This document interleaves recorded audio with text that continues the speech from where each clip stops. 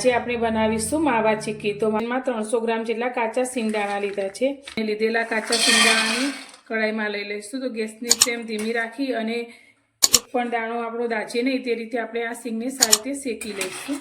તેમાંથી આપણે ફોતરાને અલગ કરવાના છે। તો આપણા ફોતરા ઝડપથી અલગ થઈ જાય તેના માટે મેં આ રીતે કોટનનો એક રૂમાલ લઈ લીધો છે। તેની અંદર આપણે સાફ કરી લીધી છે। તો હવે એક મિક્સર જાર લઈ લઈશું અને શેકાયેલી સિંગને આપણે જારની અંદર લઈ લઈશું। હવે મોટી ચમચી જેટલા મેં સફેદ તલ લીધા છે તે અંદર લઈ લઈશું અને ફરી તેની અંદર આપણે 2 નાની ચમચી જેટલું ઘી લઈશું।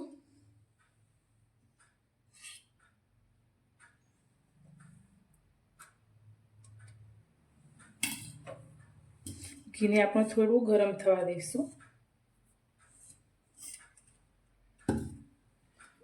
ઘી આપણું થોડું ગરમ થઈ ગયું છે। તો હવે તેની અંદર અત્યારે મેં ગોળ લીધો છે। તો અત્યારે આપણે 200 ગ્રામ જેટલો ઝીણો કરેલો ગોળ લીધો છે જેને કડાઈમાં લઈ લઈશું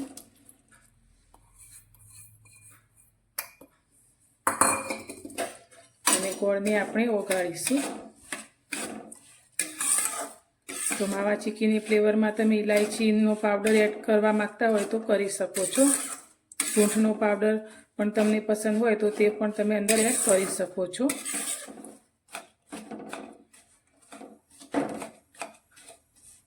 તો હવે આપણે આ ગોળનો કોઈ વધારે પાયો નથી કરવાનો, પણ ગોળ આપણો બધો સારી રીતે ઓગળી જાય તે રીતે ગરમ કરીશું। ગોળ આપણો સારી રીતે ઓગળી ગયો છે ને આ રીતે થોડો થોડો ફૂલવા લાગ્યો છે।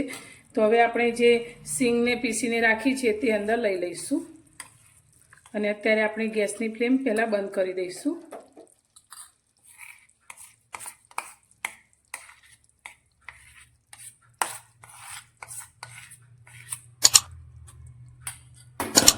અને સારી રીતે ગોળમાં મિક્સ કરીશું।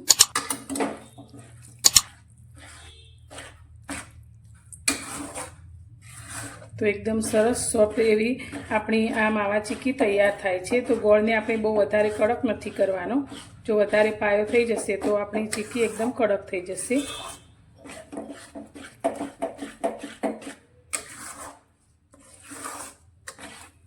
તો માવા ચીક્કીને મેં આ રીતે એક મોટી પ્લેટમાં ઠારી લીધી છે। તો વચ્ચે લાઇટ જવાના કારણે મારાથી થોડો વિડીયો સ્કીપ થયો છે। તો વચ્ચે ગરમ હતું ત્યારે જ મેં તેમાં કટ પણ લગાવી લીધા છે। તો હવે આને 10 મિનિટ માટે આપણે ઠંડી થવા દઈશું। બનેલી ચીક્કીને મેં આ રીતે સર્વિંગ પ્લેટમાં કાઢી લીધી છે। તો તમે જોઈ શકો છો એકદમ સરસ એવી આપણી માવા ચીક્કી બનીને તૈયાર થઈ છે। તો તમે